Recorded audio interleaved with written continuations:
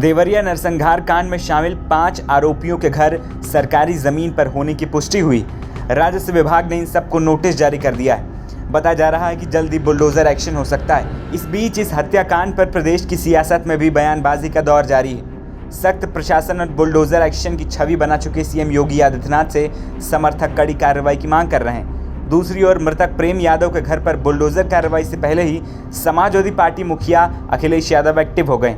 अखिलेश यादव ने ट्वीट किया जिसमें उन्होंने लिखा कि देवरिया कांड में अगर किसी भी पक्ष के साथ अन्याय हुआ तो ये भी एक अपराध होगा। शासन प्रशासन का दायित्व है कि वो वातावरण को तनाव मुक्त करे व रखे और ऐसा कोई भी काम न करे जो माहौल बिगाड़े। शांति की कोशिश का अंत किसी की हत्या या हत्या का प्रतिकार नहीं हो सकता है और न ही ऐसी वारदातें किसी सत्ता के लिए सियासी फायदा उठाने का मौका होना चाहिए। समाजवादी पार्टी नेता ने सीधे तौर पर बुलडोजर एक्शन का नाम नहीं लिया, लेकिन संकेतों में उनका इशारा इसी तरफ था। वहीं दूसरी ओर घर के बाहर नोटिस चस्पा होने के बाद आरोपियों ने नोटिस उखाड़ फेंके और आरोपियों के अधिवक्ता ने आपत्ति दाखिल की, जिसके बाद 9 अक्टूबर को दोबारा मुआयना करने की तारीख तय की गई। दोबारा मौके का मुआयना करने के बाद ही बुलडोजर की कार्रवाई की जा सकती है। देखिए, तहसीलदार साहब को फ़ोन गया कि मामला अर्जेंट है, तो उन्होंने फ़ोन के बाद यहाँ पर आए और न्यायालय को जो है चालू किया, जिसमें राम भवन की 3 फाइलें हैं।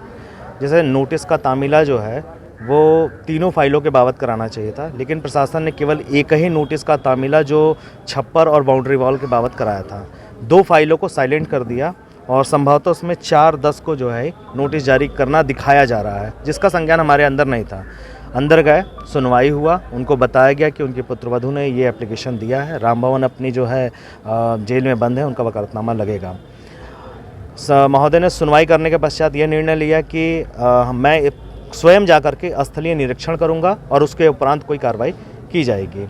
आगे राम भवन का वकालतनामा हम तत्काल जो है साइन करा करके ला करके उनकी पैरवी करेंगे। जो साइलेंट जो फाइलें थी उसके बारे में क्या? 2 फाइलें जो आई हैं, एक 2725/0.045, ये जो नंबर है खलिहान का नंबर है, इसमें पक्की मकान और बाउंड्री वॉल आ रही है। और जो दूसरा नंबर है वो 2726/0.020 हेक्टेयर, इसमें भी आधा कट्ठा और वो वाले में 20 एयर इस दोनों में पक्की मकान और बाउंड्री है। मतलब पक्की मकान, बाउंड्री वॉल और उनका छान और बाउंड्री वॉल, यानी कंप्लीट उनका जितना मकान वगैरह है वो सारा का सारा इन्होंने बताया खलिहान में, नवीन परती में और वन की ज़मीन में जो है कब्जा है। सारा मकान, पूरी बिल्डिंग, सारी मकान और जो दूसरी मकान है वो, और उसके अलावा छप्पर, बाउंड्री वॉल, मतलब संपूर्ण तरीके से इन्होंने 3 मुकदमे दाखिल किया है। एक खलिहान की ज़मीन में है, एक बंजर की ज़मीन में है और एक वन की ज़मीन में है। 2 मुकदमे के बाबत आज ही जानकारी हुआ। इसकी जानकारी का नोटिस उन्होंने नहीं दिया था। कब मौका मुआयना कब जाएगा? ये 9 तारीख को वो स्वयं मौका मुआयना करेंगे, तहसीलदार साहब जो वर्तमान में आए हैं। उसके बाद क्या होगा? उसके बाद इसलिए निरीक्षण के बाद पाया जाएगा कि क्या सही है, क्या गलत है, क्या उन्होंने RC 19 जो जारी किया है वो सही था या नहीं था। उसके एवज में जो RC 20 जारी हुआ है वो रहेगा या खारिज हो जाएगा। अगर खारिज हो जाता है तो राम भवन के पक्ष में जाएगा और यदि वो स्वीकृत हो जाता है तो डिमोलिशन तय है। लेकिन इसके बाद भी राम भवन अपनी पैरवी जो है वो सुनिश्चित तरीके से और विधि सम्मत करेंगे। अब तक मिली जानकारी के मुताबिक देवरिया नरसंहार कांड के आरोपियों के मकान पर बुलडोजर एक्शन की सारी तैयारियां पूरी कर ली गई थी। फतेहपुर गांव के अभयपुर टोला में प्रेमचंद यादव समेत 3 आरोपियों की सरकारी जमीन पर अवैध कब्जे कर मकान बनाने की पुष्टि हुई है।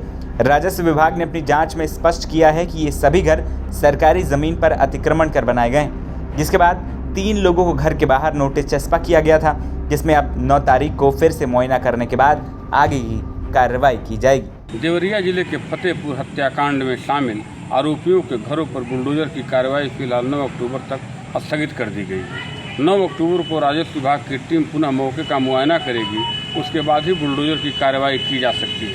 घटना के 3 आरोपियों पर सरकारी ज़मीन कब्जा करने की पुष्टि हुई है। तीनों को नोटिस भेज दिया गया था, मगर आरोपियों ने नोटिस उखाड़ कर फेंक दिया था।